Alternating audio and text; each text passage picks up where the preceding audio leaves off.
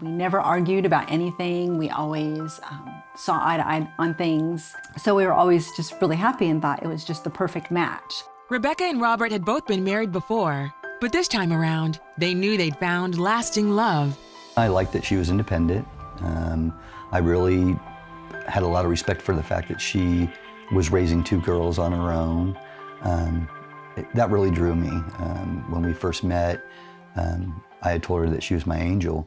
Then, 5 years into the marriage, they started growing apart. They now had 3 children, and their responsibilities at work and home had become more demanding. I had noticed that there was definitely something missing in our relationship, and I felt like there was something that was keeping us apart. That was something going on that just wasn't right. And so I had chose to ignore it. As it turned out, Robert had started an affair with a female coworker. Rebecca found out when she discovered some texts on his phone. When we were first courting, on those long conversations that we had, a lot of things that he had said to me, he was telling this other person. So my heart was just broken. Robert had already ended the affair after 4 months, but the damage was done. I was ashamed. I was hurt because I saw how hurt I had made her. There were several times that I had tried to build the courage up just to tell her. And I never wanted to be divorced. I never wanted to leave my family. Rebecca had recently become a Christian. Unsure of what to do next, she went to a Christian counselor.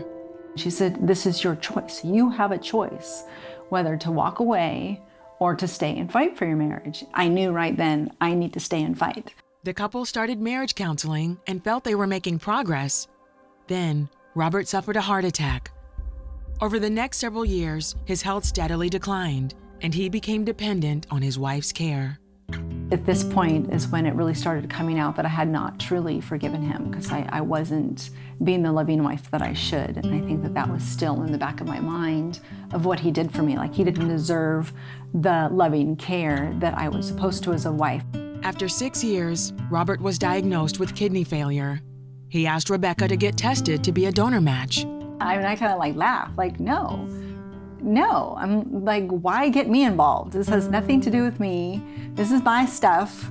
I'm all good. And how in the world am I going to care for you if I'm down? This is mine. I'm not sharing. But as the months went by with no match for Robert, she realized what she needed to do. Not forgiving him was stopping me from showing him true love, the way that God intends for us to. I was asking God to give me a heart for my husband, to help me love him the way that he desired me to love him, so that my actions would show and my words would show that where my heart was. Rebecca finally agreed to get tested.